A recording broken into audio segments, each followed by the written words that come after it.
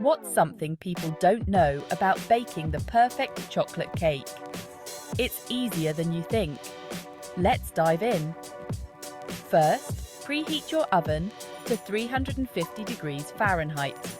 Now, in a large bowl, mix 1 3/4 cups of flour, 2 cups of sugar, 3/4 cup of cocoa powder, 2 teaspoons of baking powder, and 1 1/2 teaspoons of baking soda.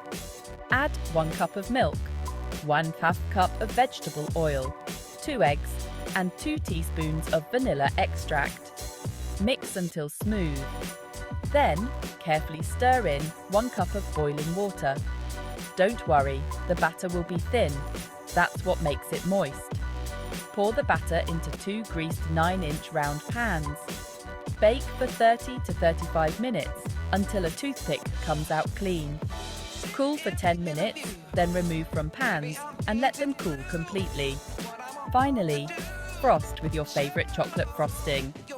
There you have it, the ultimate moist chocolate cake.